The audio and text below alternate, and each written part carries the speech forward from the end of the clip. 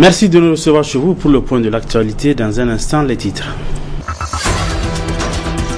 La nécessité d'un journalisme de qualité, le déséquilibre du genre, la sécurité et numérique sont les thèmes centraux de la Journée internationale de la liberté de la presse qui sera célébrée demain. Cérémonie d'intronisation du chef de canton de Namaro, Amirou Abdoumouni Hamani Mega. C'est le 10e chef de Namaro devenu canton en 1886.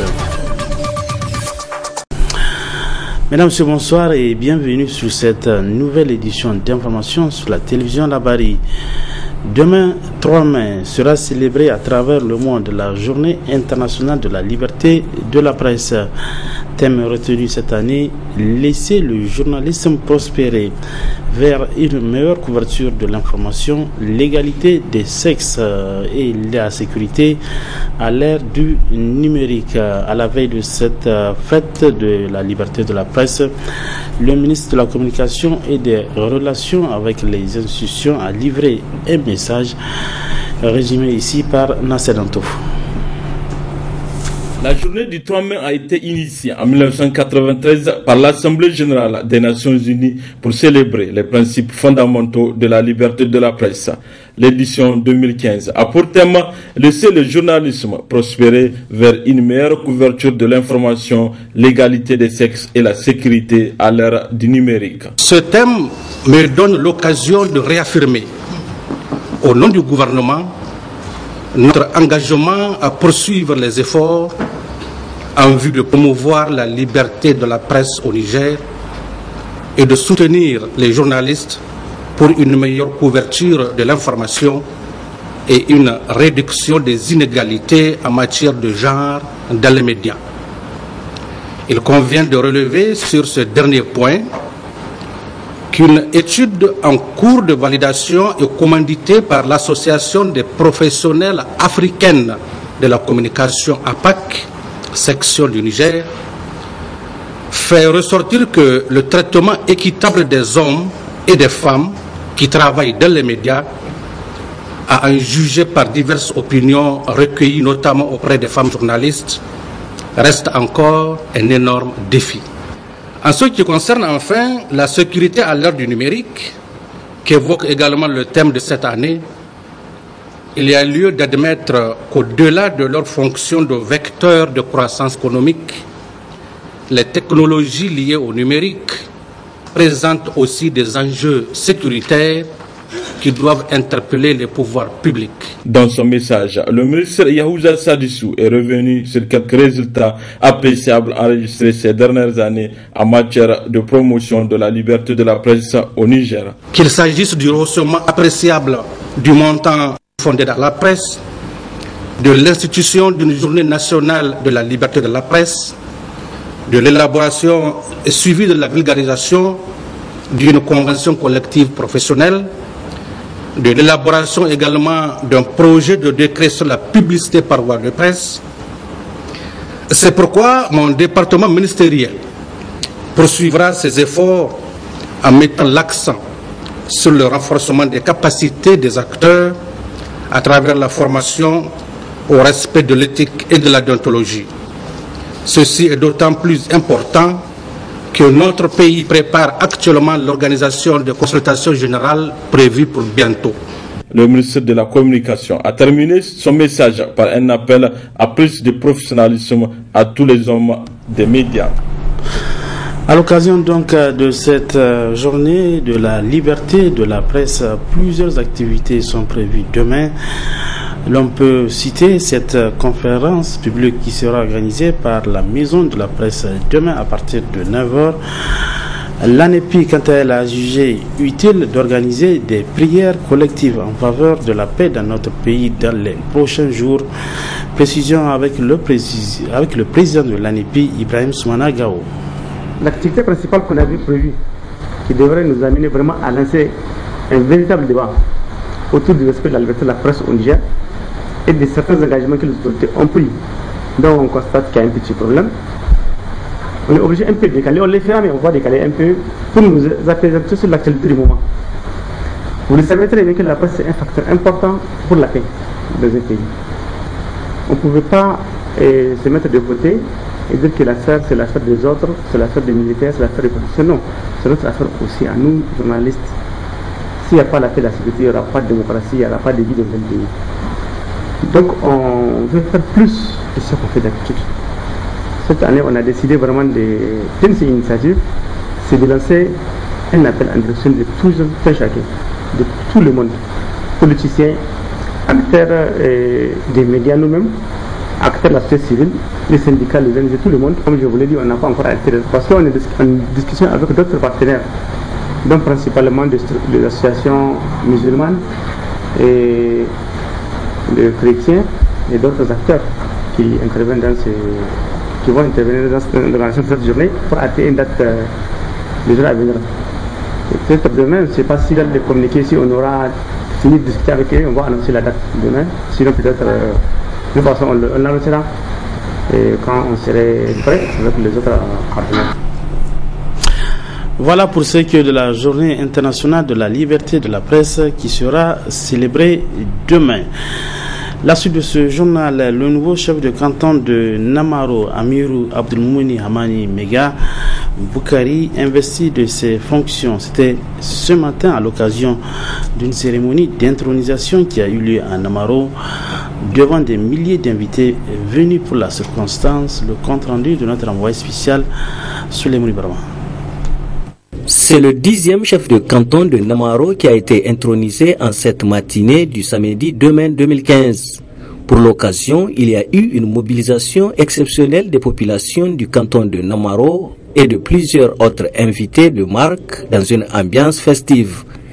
À rappel, Amirou Abdelmouni Hamani Maiga Boukari avait été élu le 29 mars 2014 parmi plusieurs candidats qui étaient eux aussi à la cérémonie. Amir Abdelmouni Hamani Boukari Kandu Koitara Halindane Margan Indes Kejimo Sukam Dunair Mandu Yanga Iroidu Irgba Honkuna Borekan Kane Batora Irgor Kursam Serika Honkun Banda Kirobanda Irgo Bande Irgo Amir Abdelmouni Hamani Boukari Kirko Subugidan Jenemarie Koitara Nongora. Après une série d'animations et de discours, ce fut le moment tant attendu. Le bonnet blanc cède sa place à un bonnet rouge avant de passer au port du turban et à la remise du bâton de commandement.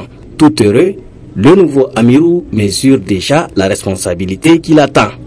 Mon premier sentiment, c'est un sentiment de gratitude envers Allah le Tout-Puissant qui m'a permis de voir ce jour. Mon second sentiment, c'est un sentiment du devoir à accomplir.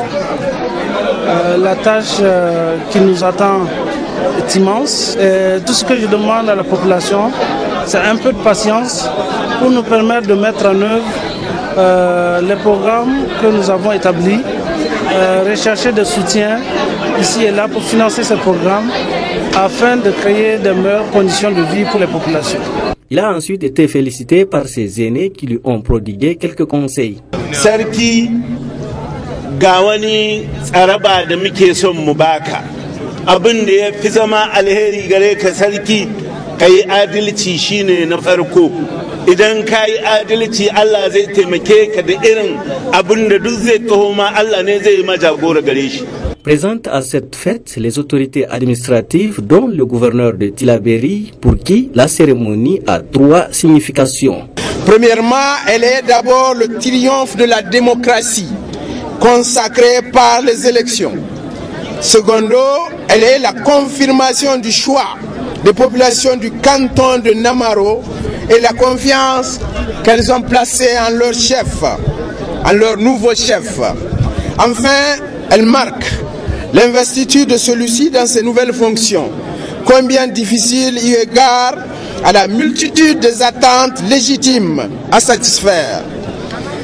C'est pour moi, prenant en compte toutes ces considérations ci-dessus évoquées, l'occasion d'appeler l'ensemble des populations du canton de Namaro en général et les princes héritiers en particulier pour qu'ils apportent leur concours à leurs frères afin de l'aider à bien accomplir sa mission. Âgé de 48 ans, l'honorable Amirou Abdelmoumouni Hamani Maïga Boukari est un ingénieur en informatique, marié et père de 4 enfants.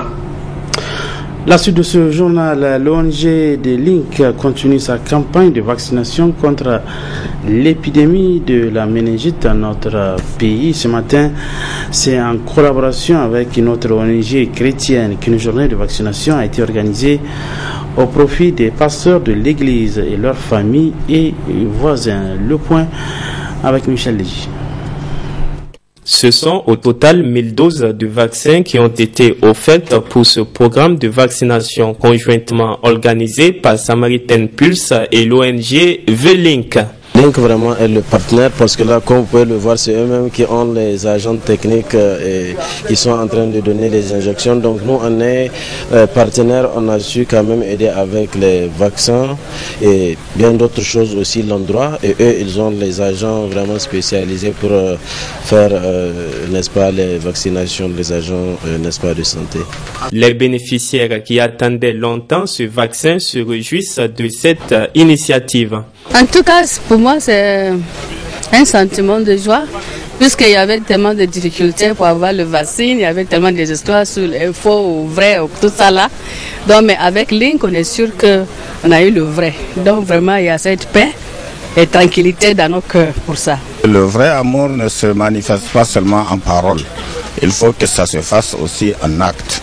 Ce qu'ils viennent de faire, vraiment, ça nous va droit au cœur.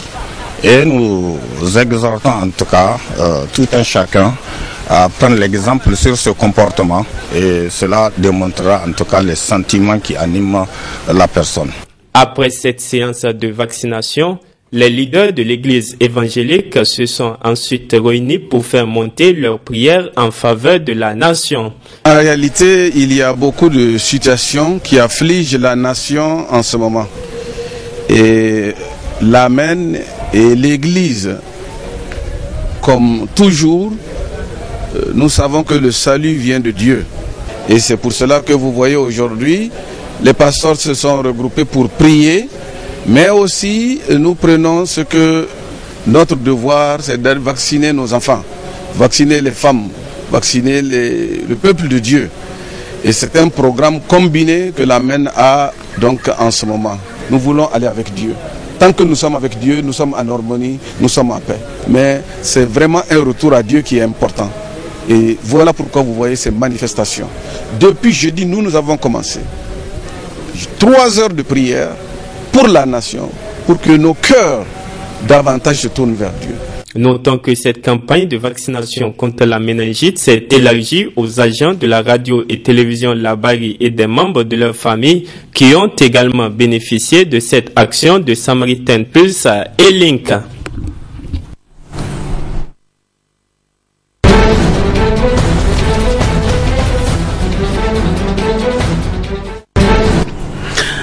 L'actualité hors de chez nous, le séisme au Népal, plus aucune chance des survivants. La vie reprend son cours normal. Dernier exemple en date, c'est le mariage d'une Française et d'un Népalais. Retour sur cette cérémonie tenue dans des circonstances très particulières. Après une semaine d'attente, c'est enfin le grand jour pour Eugénie Prouveau. Vêtue du traditionnel sari népalais, la Française devait normalement se marier il y a 6 jours, à Katmandou. Son futur mari, Dipesh, est népalais, et comme ses compatriotes, il a vu le terrible séisme dévaster son pays. Avant la cérémonie, tout le monde était triste. Mais avec ce mariage, il y a de la joie et beaucoup de bonheur. Les gens essaient d'oublier ce qu'il s'est passé. Nous sommes heureux de partager notre bonheur. Conséquence du tremblement de terre, les invités ne sont pas aussi nombreux que prévu. Qu'importe, pour Eugénie et Dipesh, l'essentiel est ailleurs. J'espère que nous apportons de l'espoir. L'espoir que la vie continue. Il y a beaucoup d'amour et de solidarité. Je pense que nous avons pris la bonne décision. Le couple espère que leur mariage sera un nouveau point de départ. Pour eux, mais également pour les Népalais. Du sport, le combat de boxe du siècle, c'est ce soir à Las Vegas, ambiance survoltée lors de la pesée, un choc qui donne le tournis. Les deux boxeurs vont toucher plutôt plusieurs dizaines de millions de dollars. Voici deux boxeurs, mais voici deux millionnaires aussi. L'Américain Floyd Mayweather, le Philippin Manny Pacquiao, réunis pour le combat du siècle, mais surtout l'affaire du siècle. En fonction des recettes, Mayweather pourrait toucher presque 160 millions d'euros, Pacquiao 110 millions d'euros. Pas mal pour une soirée de boulot. Floyd Mayweather, 38 ans, c'est 47 combats, 47 victoires. L'Américain aime se faire appeler Money, surnom révélateur de son goût très prononcé pour l'argent. Mayweather est d'ailleurs le sportif qui a gagné le plus d'argent l'an dernier, 84 millions d'euros. C'est plus que le footballeur Cristiano Ronaldo, plus que le basketteur LeBron James. Mayweather pourrait ainsi gagner en une seule soirée 10 fois le salaire annuel de Zlatan Ibrahimovic. Bien sûr que je gagne beaucoup d'argent. Alors sur le ring, je dois rendre des comptes aux citoyens américains. Manny Pacquiao, 36 ans, se veut beaucoup plus discret. Enfant pauvre des Philippines, devenu l'idole de tout un pays, celui que l'on surnomme Pac-Man a aussi été élu député dans sa province. Mais sur le ring, il mène la politique du chaos.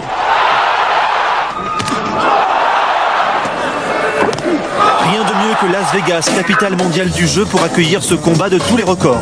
16 800 spectateurs, entre 1 300 et 9 000 euros pour un billet. Et désormais sur Internet, certains se vendent 350 000 $. Oui, 310 000 euros. À ce prix-là, le combat a intérêt à tenir toutes ses promesses. Voilà un combat de boxe à voir absolument ce soir du côté de Las Vegas. Ainsi prend fin cette édition d'information. Merci à vous de l'avoir suivi. Bon week-end, bonsoir.